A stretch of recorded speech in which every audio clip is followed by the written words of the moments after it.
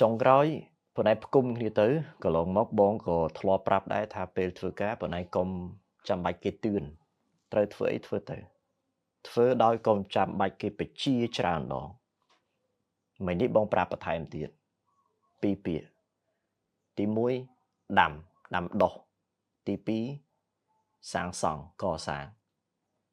ប៉ុន្តែធ្វើវាដោយស្វ័យប្រវត្តិអត់ចាំបាច់គេមកទឿនយើងមកធាក់យើងមកណែនាំយើងច្រើនពេកទេអាពីរពាក្យហ្នឹងសំដៅទៅលើការអភិវឌ្ឍខ្លួនបើគ្រាន់តែការអភិវឌ្ឍខ្លួនប៉ុន្តែត្រូវការអ្នកដតីមកសកត់កឲ្យប្អូនរៀនដែរប៉ុន្តែអត់ទៅមុខទេចាំសម្ដីបងមនុស្សត្រូវរៀនពេញមួយជីវិត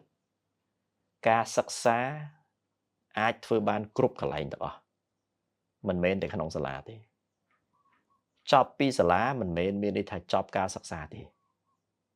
ត្បិតមនុស្សត្រូវរៀនបន្តទៀតក្នុងជីវិត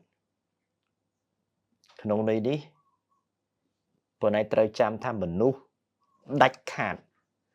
ត្រូវចេះធ្វើស្វ័យសិក្សាត្រូវចេះរៀនដោយខ្លួនឯងពាក្យថារៀនដោយខ្លួនឯងមានន័យគ្រប់គ្រាន់ហើយដូចបងនិយាយមិញថាប៉ុន្តែធ្វើដោយស្វ័យប្រវត្តិអានេះគេហៅស្វ័យសិក្សាធ្វើដោយខ្លួនឯងធ្វើដោយមិនចាំបាច់មាននរណានៅក្បែរធ្វើដោយមិនចាំបាច់មានគេដាស់តឿនធ្វើដោយមិនចាំបាច់គេសកត់កប៉ុន្តែតែធ្វើការបំបើកវងកញ្ចក់តិចបើប៉ុន្តែមិនចង់បានដូចថាអូខេខ្ញុំអត់ចង់បានឡើងតំណែងទេបើមិនអញ្ចឹងក៏ដោយក៏ប៉ុន្តែត្រូវតែបន្តអភិវឌ្ឍខ្លួនដើម្បីរក្សាតំណែងហ្នឹងដែរ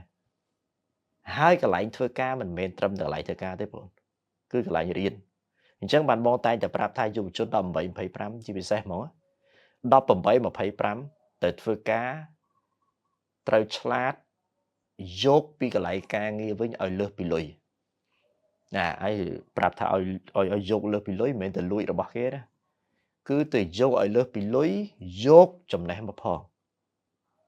អញ្ចឹងកន្លែងហ្នឹងបានបងប្រាប់ថាចិញ្ចឹមចិត្តអភិវឌ្ឍខ្លួនទៅកន្លែងធ្វើការក៏ទៅដើម្បីអភិវឌ្ឍខ្លួនដែរអាហ្នឹងបងប្អូនចង់រីកចម្រើនហើយចុះបើមិនចង់រីកចម្រើនអត់អីទេទៅយកទៅលុយទៅប៉ុន្តែបងប្រាប់ឲ្យហើយនៅតែប៉ុណ្្នឹង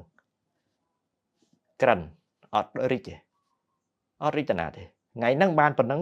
មិនមែនត្រឹមតែមិនរីកទេថ្ងៃក្រោយទៀតជាងនោះទៀតនឹងបើមិនបន្តអភិវឌ្ឍខ្លួនប៉ុណ្ណឹងស្ដាប់បាន